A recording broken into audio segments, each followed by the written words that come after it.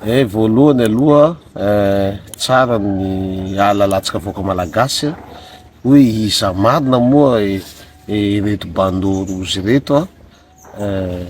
satria betsaka ny fanontaniana, betsaka ny ahiahy, betsaka koa ny tsafo manoloana izy. Ny bandorozy zany raha zavaina tsotsotra de tsotra. Izy io mouvement niara-natsangana niaraka amin'ny namana marobe, entité misy antoko politika, misy fikamanana,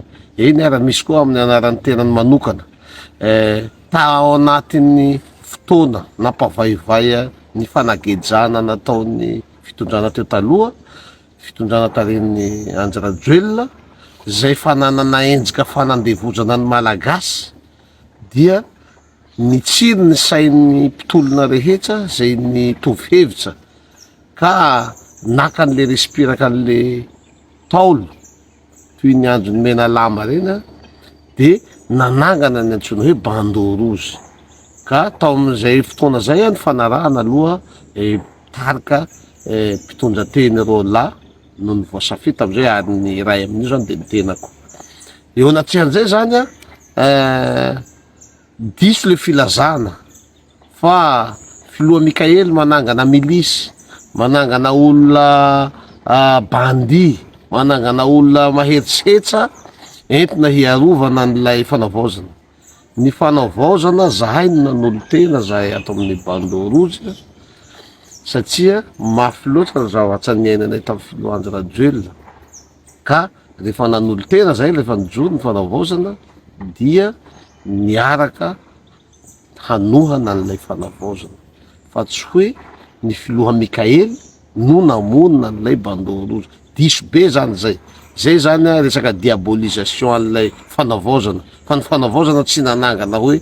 io milisy bandi diso zay fa ny bandorozy taloha fony Andry Rajoelina mbola teo nanana endrika fianagejana toy ny nataon'ny vazaha taloha no niaingany respiraka nitsangana an'ilay bandorozy. Ny bandorozy zany tsy bandi fa mahery fo tia tanindrazana ary tsy manavaka. Ankehitriny nefa misy ny fanavaozana dia manoha anazy zay ary sarotiny. Faharoa manaraka an'izay koa ny bandorozy zay tsy mandainga, mbola tsisy nandrayandraikitra ny bandorozy, na nazo nomination na ministre na tale na DG na chef fokotany na mpanolotsaina ny filoha tsy misy ato amin'ny bandorozy. Fa zay tsy ataonay sakana ka hampihemotra anay satria zavatra vao manomboka io de mila fandeferana ao anatin'le fandraisana andraikitra zay. Fa mino sy matoky zahay fa ny mpitarika ny fanavaozana am'izao fotoana zao mijery hoe iza ny tokony atao aiza, iza ny tokony apetraka aiza. Ka zahay zany mahandry ampilaminana, ampitiavana an'izay zavatra zay fa tsy manery ny fanavaozana tsy maintsy tenjenareo zay bandorozy tsia. Zay koa lesona atsipa amitsika mpitolona. Tsy zay rehetra mitolona rehetra no azo andraikitra na araky ny filazansaza sasany azy hoe seza. Ka zay zavatra zay apetraka koa zany mba ho haitsika fa ny bandorozy zany tsy miazakazaka am'izany fa mahandry tantana. Fa rehefa tonga koa ny fotoana tsy maintsy andraisana andraikitra dia zahay vonina handray andraikitra amin'ny mahatia tanindrazana anay zay.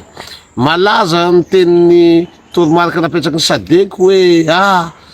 misy gadra politika vototra, misy mpanao sesitany averina aminay, aoka reny tantara tsy ho fanadina. Filoha Andry Rajoelina zany tsisy olona nanenjika azy ka nanao sesitany tena, fa izy mailo fa ilovana nahatonga azy nitsoka fatany loatra fa raha mijanona eto izy tsy ny fanavaozana no anenjika azy fa mety ho tratrany fitsaram-bahoaka izy ary tsy voazaony nisy zavatra ohatran'izany fa tsisy mafy mihoatra ny vahoaka zany. Fa saivo mipody eto koa filoha Andry Rajoelina raha hanaiky tsy hanaiky an'izany izy dikan'izay izy tenany mihitsy no matahotra mailo amin'ny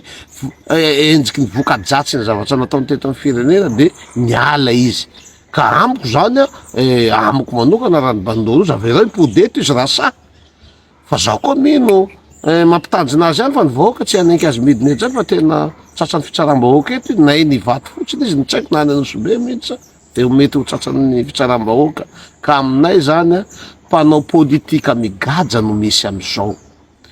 fa ny gaja politika tompo teo amin'ny fitondrana taloha de betsaka loatra. Misy ny fahataom-pondra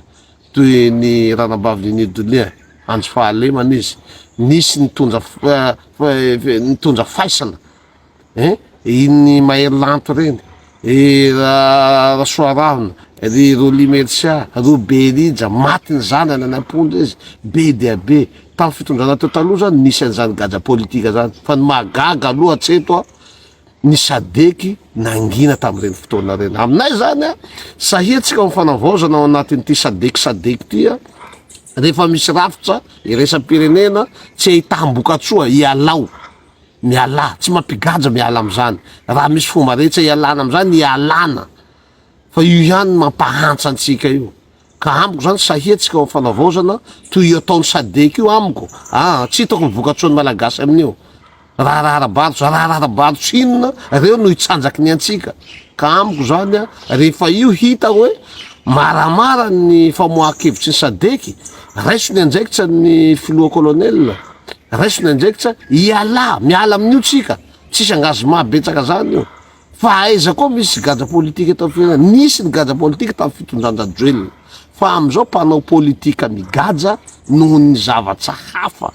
de avadika hoe fa nga zay mpanao politika reto zany afaka manao zavatra tiana atao de rehefa migaja de hoe gaja politika amiko zany tsy mety zay zavatra zay tsy azo enkena ka ho anay zany zahay sarotiny am'ty fanavaozana ty zay Bandao Rouge nizaniza ny eritseritra mingapingana an'ty fanavaozana ty de sarotiny zay eo am'le resaka fiatsehatsehan'le fikonan-doha national tsotrany anay ny hevitra raha mbola tsatsa re satria efa fantatra ny fitarihan'ny FFKM tsy zay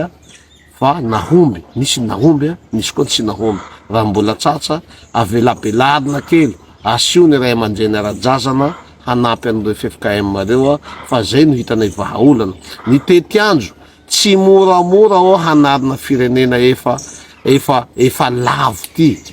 mandrisy nenimpolo taona lavo tsy filoha Mikaela ny fanavaozana no nandrenjika n'ity firenena ty fa ny teo taloha ka izy no hanarina ka na 5 taona na 10 taona no hampitsanga an'ilay firenena ny Bandao Rouge tsy sarotiny am'izany ary tsy maika ary tsy atao tanjametaka izy tika hoe maimaika tsika hoe tsy maintsy 2 taona tsy maintsy taona non arakaraky zava-misy aleo le zavatra mandeha tsikelikely na 5 taona na 4 taona na 10 taona tsy maninona raha zay no hahatonga ny Madagasikara ho firenena vanina tsy mijoro ho toy ny firenena rehetra mandroso fa io tsika maikamaika be ohatran'io foana mahatonga an'ity firenena ty latsaka katerena ka ho anay zany miangavy ny fanavaozana hanjainy andraikitsy manoloana an'izay na eo miandraikitsy miangavy ny FFKM koa zany hanaika am'ilay fisokafana tsy vitanareo rery io ray aman-dreny FFKM efa manao nareo isorana nareo avelaro azo atao tsy maninona kay tsy hoe miangatsa ny tena fa azo asina ray aman-dreny mpino silamo azo asina ny ara-drazana ny ampanjaka aleo le izy hevitsy ny ray aman-dreny marobe no manao an'le taridalana fa raha FFKM rery hany io za aloha manahy za zany manahy an'izay zavatra zay ka sosokevitra nanay avy ato Bandao Rouge dia hamafisinay zany fa ny Bandao Rouge vondrona tolona tia tanjazana talohan'ny fijoroan'ny fanavaozana fa tsy ny fanavaozana no nampitsanga azy ary tsy miazakazaka mitady seza fa vonina indraindraiky tsy fotoana mampety azy ary manome malalaka ny fitaritana ny fikonan-doha-pirenena amin'ny tetiandro zay mampety azy azahoatsika tombotsoa sy vokatsoa tena tsara na 2 taona na 5 taona na 10 taona rehefa zay no ahavitana azy de enkeny Bandao Rouge ka manome hery sy toky anareo ao anatin'ny fanavaozana zay sy nareo le manao tadidalana an'ilay fikonan-doha-pirenena ao andambosonareo manjakariva ny Bandao Rouge ho an'izay mikiry biby hanao zavatra tsy manjary ty fanavaozana ty de mijoro zahay ho fahavalon'izay olona zay raha sanatria misy olona mikiry biby hikitikitiky an'izao fanavaozana zao na hanongana na hamingapingana de ny Bandao Rouge hipetraka ao balizy hiaro ny fanavaozana hatsamy farany misaotra tokolay vaky telo tokoa